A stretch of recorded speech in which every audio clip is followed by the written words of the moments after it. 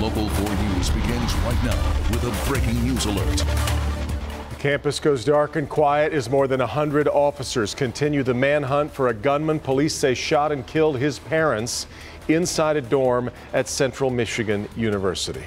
We're glad you're with us tonight at 11. The search for that shooter in Mount Pleasant now going into its 15th hour. In fact, a new picture released tonight of 19-year-old James Eric Davis Jr., who police say shot his parents, James Sr. and Diva Davis. The shooting caused the campus and the surrounding area to go on lockdown. Late this evening, students and staff were allowed to leave campus, though with the help of police. The university has now canceled all of its classes for tomorrow as the manhunt continues. Tonight, we're also hearing from the mother of suspected shooter's roommate. Mara McDonald will have that story for us. But we go ahead and begin tonight with Jermont Terry live in Mount Pleasant. Jermont?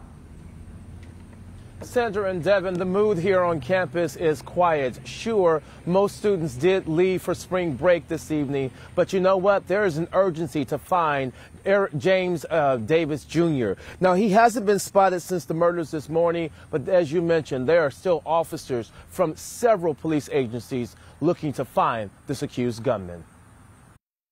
Friday night, Campbell Residence Hall is dark and quiet on the campus of Central Michigan University. It's here on the 4th floor where those now deadly shots went off, placing an entire campus and community on lockdown. Got it stopped, and I don't know how it's going to. Students, not to mention worried parents like Lori Horton from Berkeley, tried their best to get in touch with one another. As far as I know, they were in a hard lockdown in his room with his roommates, and he was safe. Police personally escorted students to safe areas, which took time. And they had us locked in the dorms. Like, we couldn't leave. My friend was stuck in the cafeteria. This as police spent much of the day and well into the night looking for the student who they say opened fire inside the dorm, killing his mother and father.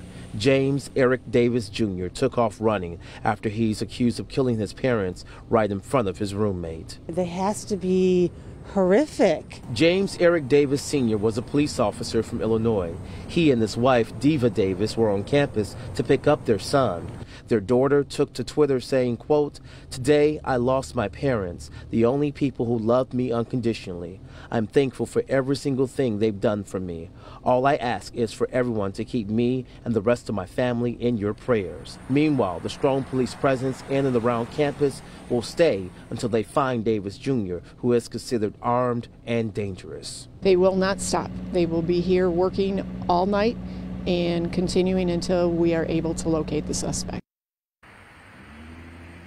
And this evening, we can still hear helicopters flying above. We should point out that Davis was last seen running north of campus, but that was early this morning, and there hasn't been any sightings of him since. We do know investigators towed his car from the Campbell Hall parking lot, so they believe that he is likely wandering around somewhere on foot. Reporting live tonight, Jermont Terry, Local 4. Yeah, and Jermont, I mean, he's been on the run for many, many hours at this point. Are you hearing anything at all from police about where they think that he might be hiding out, if he is indeed hiding out at this point?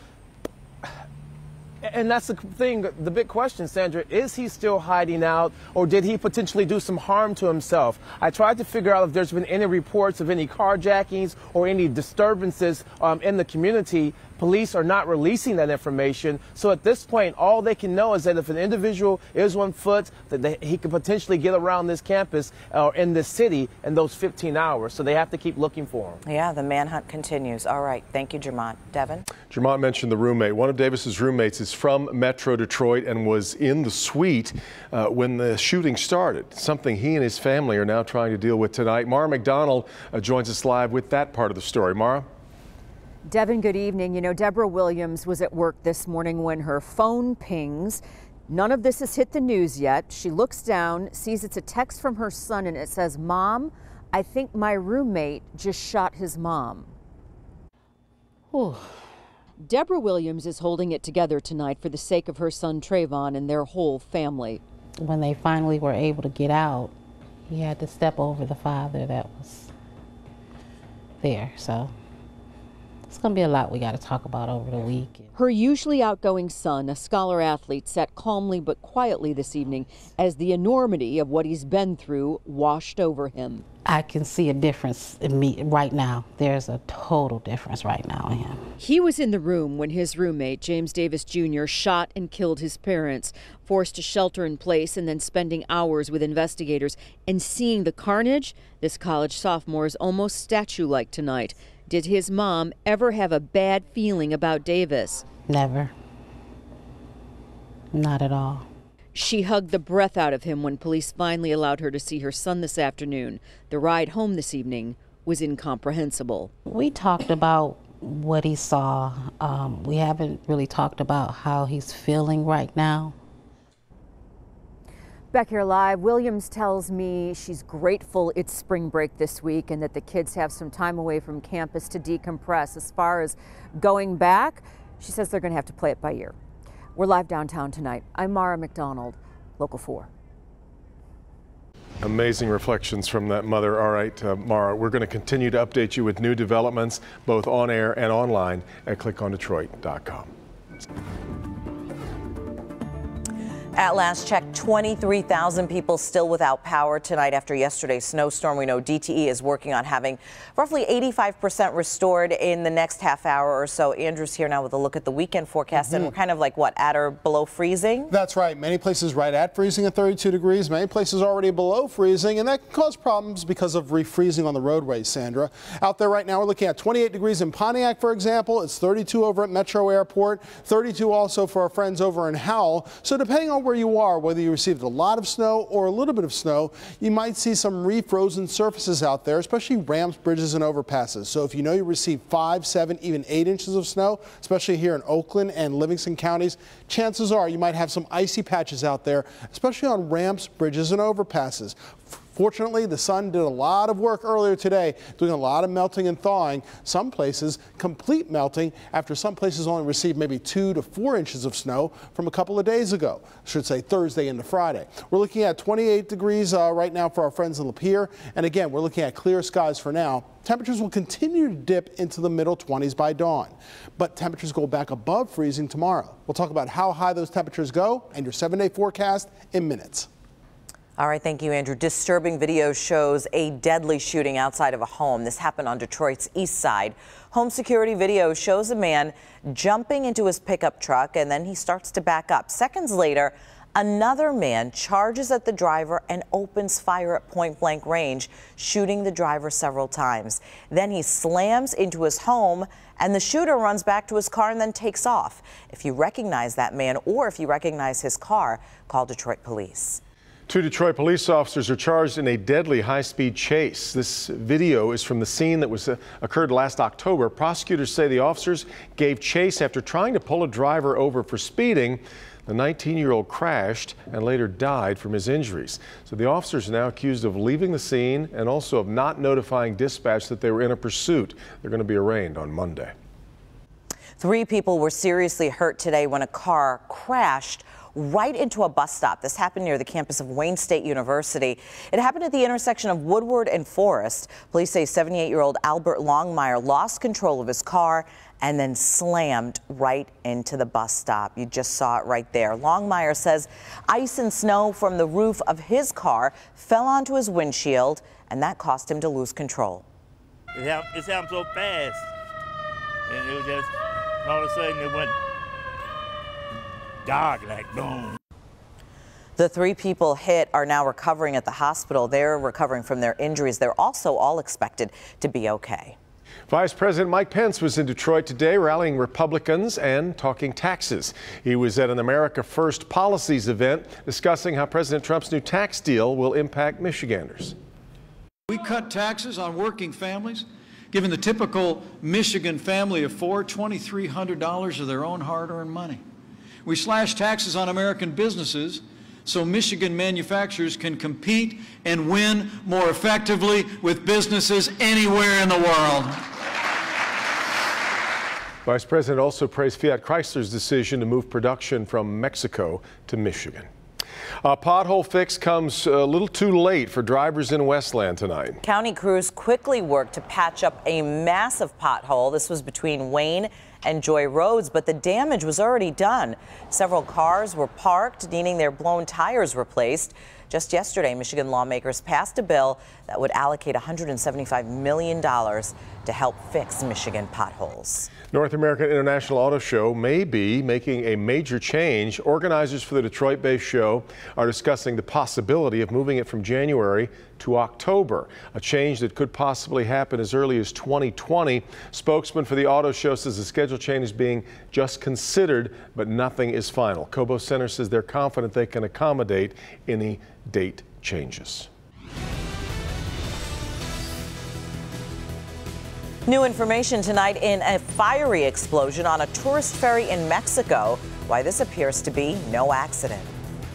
Also, a gas station clerk sucker punched by a thief. Why the clerk knew something wasn't right as soon as he walked in. Also up next, it's the kind of program you don't come by every day. Black children, they need to swim. A coach adding diversity to swimming and helping local children excel in and out of the pool.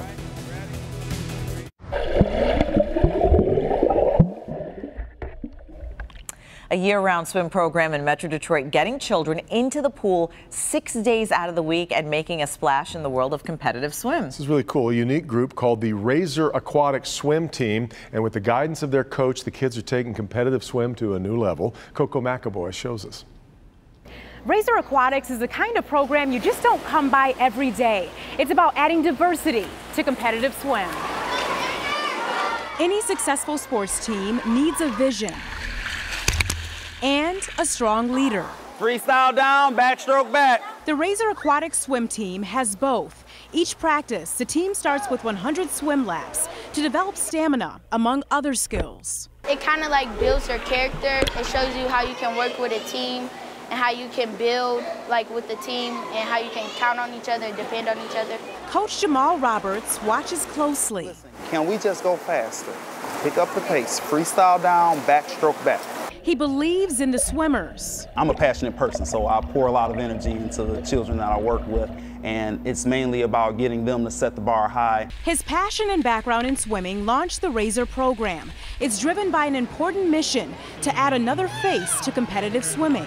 Black children, they need to swim. The Razor Aquatic Swim Team is made up of black swimmers from the Detroit area, like Trenton Arthur. You don't really see black swimmers swim like anywhere. Just to think about us swimming, all of us, it's like amazing. The purpose is not to divide kids by race. Instead, it's about inclusion.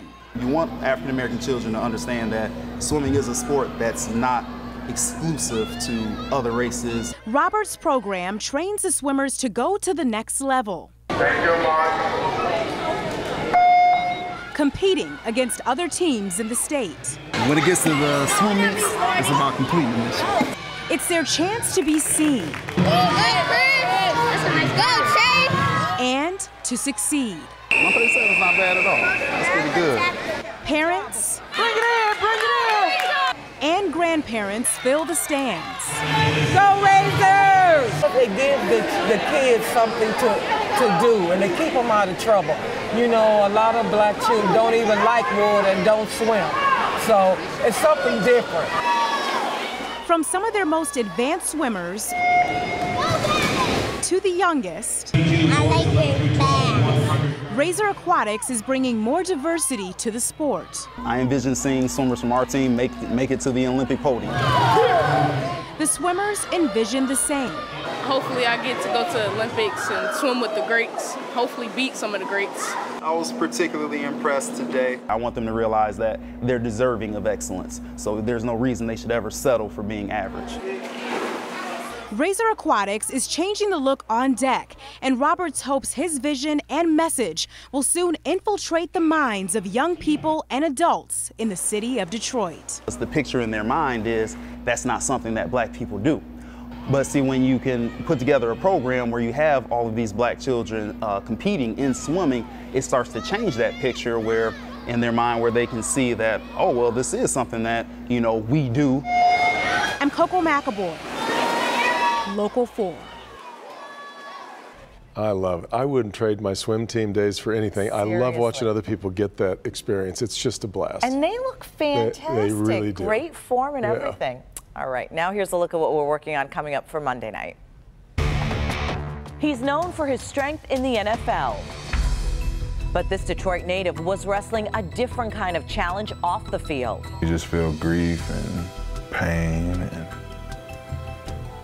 and hopelessness. For decades, he suffered in silence, hiding a painful secret. You're miserable, it's hard to explain to other people. I'm Sandra Ali. Now he's breaking his silence, opening up about a taboo topic. His life-saving message, Monday at 11. Month of March came roaring in, and let's try and reset the gauges seriously, here. and reset quickly, Andrew. Well, I'm here to hit the reset button, and today it worked. Yeah. We had sunshine today, and guess what? For the weekend, first full weekend of March, we got sunshine coming back, and we get back above freezing. Just like today, ladies and gentlemen. Detroit, you made it up to 39 degrees, 1 degree shy of average, but hey, it's above freezing. Lots of melting out there. Record high on this date, 63 degrees. Thank goodness, nowhere near the record low set back in 1978 of 4 below zero. But tonight it does get below freezing, not below zero, but certainly below 32 degrees, where it is already in some areas.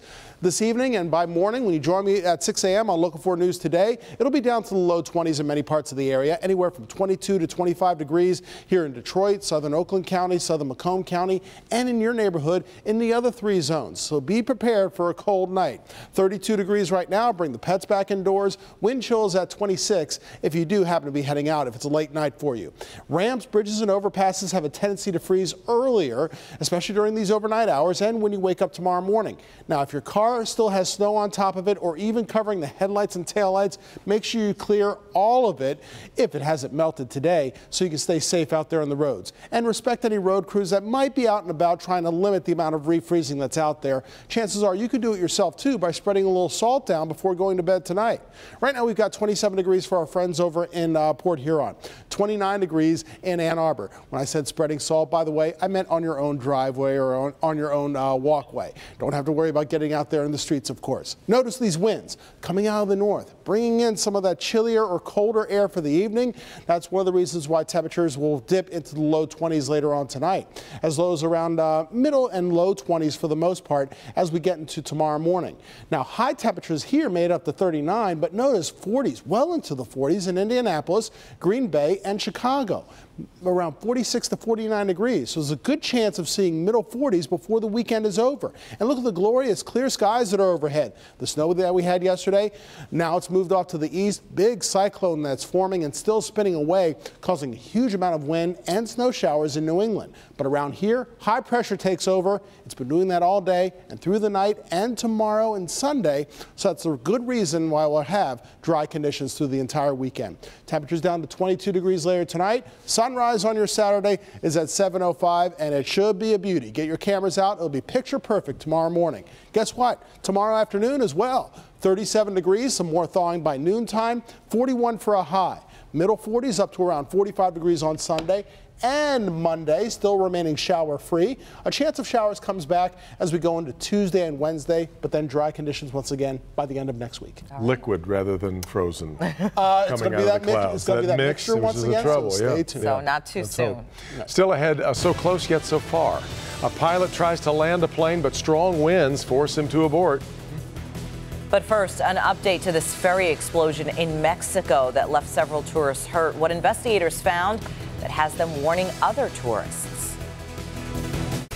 Tonight on a ferry explosion we showed you last month. U.S. officials say an explosive device is to blame. The ferry was docked at the Playa del Carmen resort in Mexico when the explosion sent a fireball flying into the air.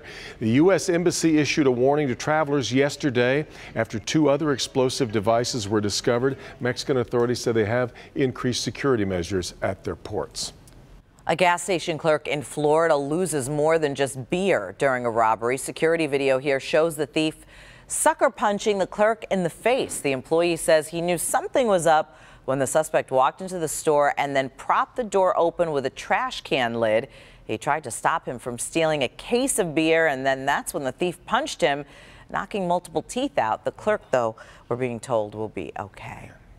Just a terrifying landing attempt at an airport in Virginia. Yeah, cell phone video shows this dramatic moment as a Southwest plane attempts to land. You see the plane wobbling as it descends, coming within a few dozen feet or so above the ground before deciding to abort the landing. Officials say strong winds from the nor'easter that we've been talking about was to blame. Pilots eventually came around and landed on their second attempt. Ooh, that video is just frightening. Those flight attendants on Southwest always have such a great sense of humor where they, I was laughing after that when they landed.